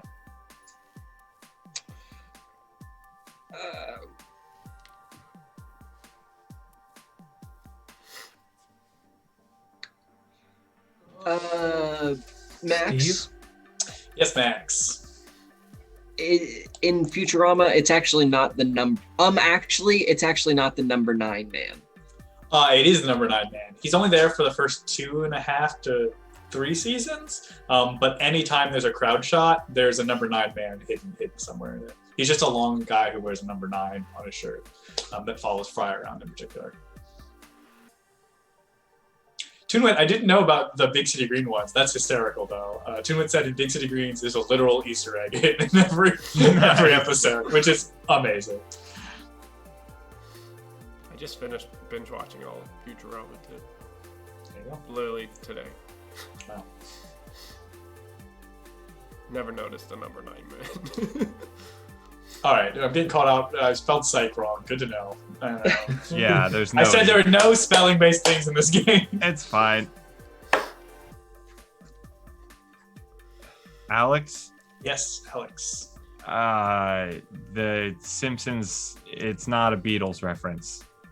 That is correct, Alex. The Simpsons is referenced multiple times, but it's by no means... Wait, stop. I didn't say actually. Alex. Yes. Actually, it's not the Beatles reference of The Simpsons is wrong. There we go, Alex. Yeah. The Beatles is referenced multiple times, but it's more a product of pop culture and not nearly a secret. In fact, it's openly jokes that they're putting in front of the screen. And it's more a product of just existing in the zeitgeist than it is the intentional clues placed throughout a series as well. But yeah. There you go. All those other ones are true. I do see some people talking about the pink bear. I will be completely transparent and say I watched the first 3 seasons of Breaking Bad, nothing more after that. But I found it on a list that certain people were swearing that it was a secret and certain people were saying that they didn't think it was. But I just trusted the list I found it from, which had a majority of the other ones on it. So if that's wrong, well, that's on me. But there you go. The only one I knew was Psych, I think. Yeah. Psych is the only one on the list, I should say, that does have it in every single episode. Yeah. The other ones, they miss a couple or, it's not always there, but in Psych... Only Psych is fully committed. Yeah. And I believe the movie as well. So, yes. Yeah. There you go. Which moves us on to our next category. Movies. Let's all go. Of them. Let's go. All of them. So this is a shiny question. Similar to before, you only get one guess for the entire question. So the way this is going to work is I have taken an iconic movie still shot, essentially, a screenshot, and or still. I've taken an iconic movie still and pixelated it all to hell. And the way this is going to work is, bye True King, thanks for being here. And you will all have a shot to take a guess at what you think the famous image is. Once you guess, you're out for the entire round. There is no more coming back. If you all collectively agree to pass, I will take it down a level, which means you'll get more pixels back. There are, just so you understand, there are 1, 2, 3, 4, 5. There are 5 levels of pixelation. Okay. I suspect you will get it before we hit 5, but you can essentially all group pass 4 times before it. Right. Wow. It's a real risk-reward situation. And we're You saying said we- the movie, right? That's the Yeah, you just have to answer. tell me the movie. Okay. Okay, the movie, not like what the image is. No. What the movie is. Okay. This image has a name, but you don't have to worry about it. If Okay. It's not. Okay. All right. Dan, this is one you probably want to watch Discord for. There. Oh, do I you don't have know. do you have pop-up things happening? No, but it's just the same time. Nah, you're good. Don't worry about it. All right, ready? We'll do it. 3, 2, 1. Oh boy. If you'd like to pass, just say pass, and then we'll move forward. This is a Minecraft one, right? It is a Minecraft. It's Minecraft story mode. How did you know, Max? This is The movie. This is- Alex. Alex, you're taking your only guess right now. I'm shooting my shot. All right. This is Gene Wilder in Willy Wonka and the Chocolate Factory. Alex, that's exactly what this image is. What? Damn it. We'll go down the list. We'll take a look at What? them. There it is. You can really start to see it come in. And then finally, one more. And there it is, Gene Wilder in his classic What? condescending Wonka pose. Yep, there Yeah. It was the purple and was the hat. very, yeah. It was the purple and the hat. I'm really Wow. impressed. When I was making this, I couldn't tell what it was when it was in there. Wow.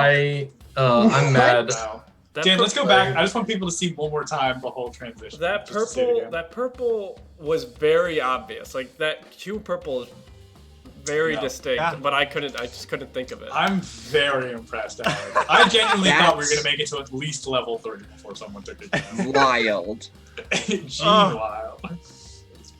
Yeah. I had to go for it. I had to go the distance. Oh, it's there. When you see it, it's there. But when Yeah. it's just a mess of things, you're like, what is this? Wow. Yeah. Wow. Oh, that's Jeepers, mister. kudos And to you, Alex my guy. takes the lead. Oof. Wow. 5-4-2-2. Yikes. Oh, if I could not be in last place, that'd be great. Y'all, I Same don't know here. if you got it in before Alex, but I'll trust you. Excellent. All right, we're gonna move on to our last question. So in the game, in the game of actually, the last question always concerns, at least in the way it works, real life skills and real life knowledge. To remind us that being a nerd is wonderful, but there's more to life than just being a nerd. So this is a question that concerns real life skills and real life knowledge. All right, we'll go ahead and get into it. Sleep.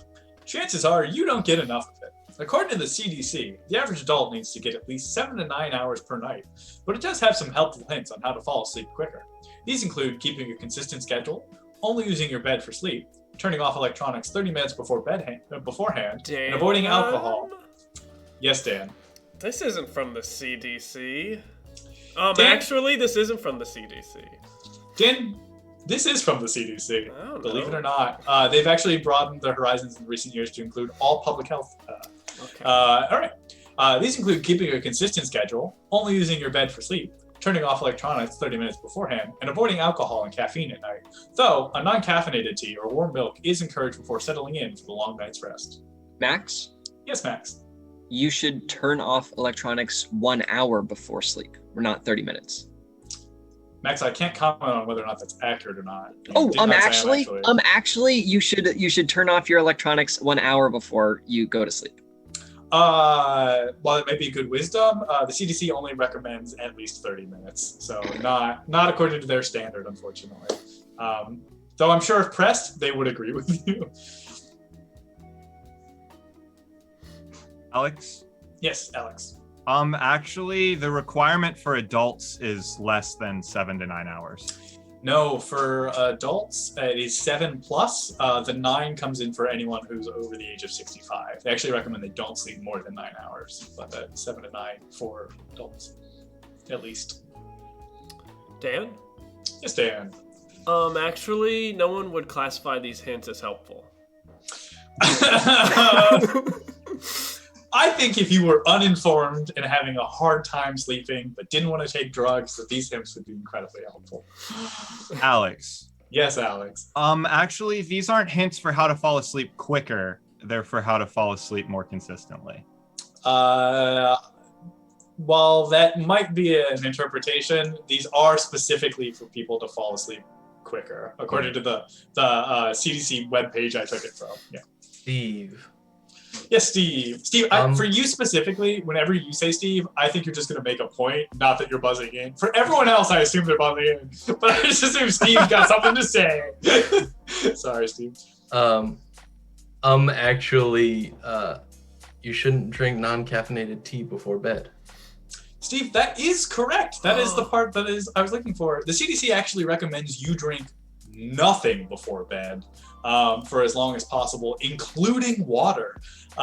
They feel that They recommend that you obviously don't dehydrate yourself and you listen to your body's needs, but that if possible, you should try to go to bed on as empty a stomach as possible. So eat early and then finish your drinking as early as possible as well. At least 30 minutes should go to bed with an empty stomach or empty bladder. An empty who knew, stomach right? as well?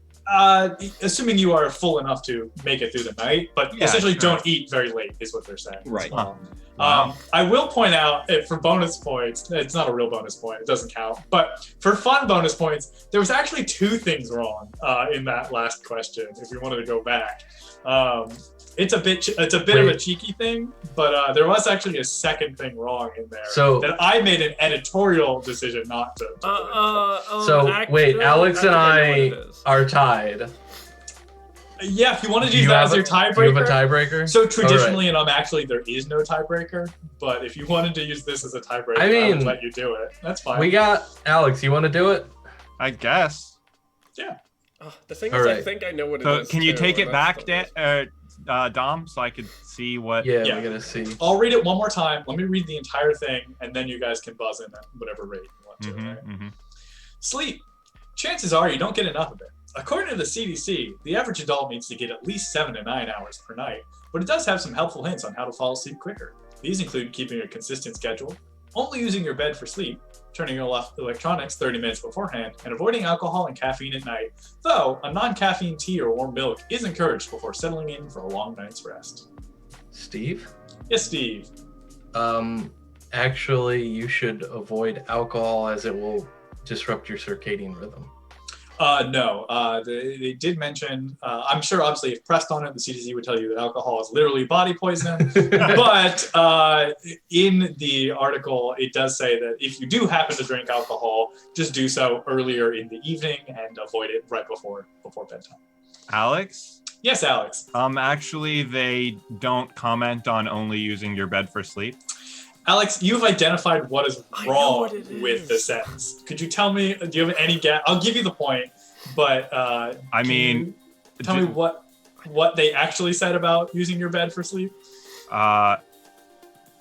So they do mention using your bed for they mention using your bed for sleep or other activities that a bed is commonly used for. Yeah, I'll go ahead and just say, yeah, they recommend only using your bed, and they in bold letters said for sleep and sex. That's what I thought it was. So that is the correct answer. Is the CDC does recommend that you have sex in a bed. Thank you, CDC. Government. That's where the taxes go. Babe, I'm sorry. The CDC recommends it. I can't. And that is our game of actually. That was an editorial decision, but I'm glad I put it in there because it made a nice bonus round. And that brings us to our final score of Dan and Max tied at the bottom with 2, Steve with a valiant 5 points, but Alex ultimately clenching it at 6 points. Congratulations. Close game all around. Good game, boys.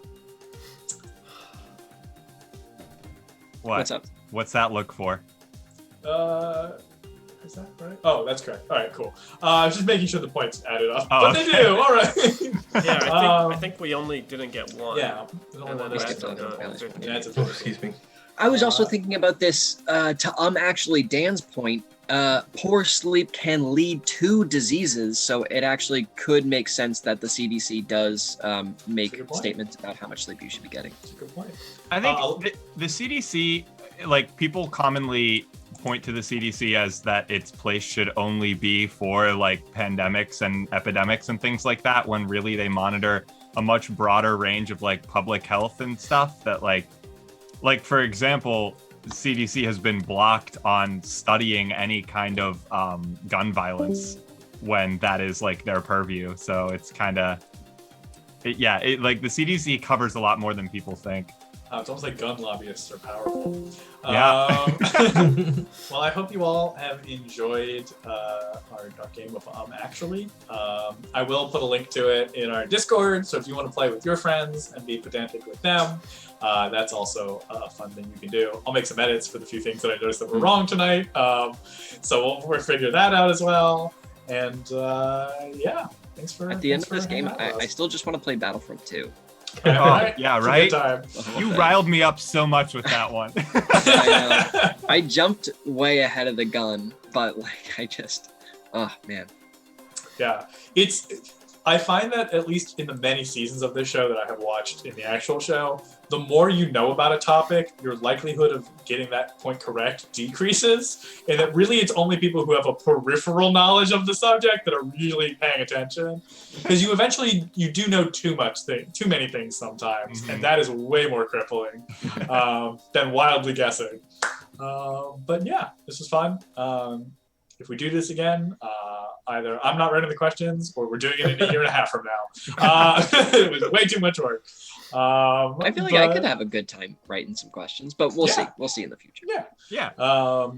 But yeah, thanks for hanging out, everyone in chat. I hope you enjoyed it. If you do play it with your friends and family, let me know how many they get right.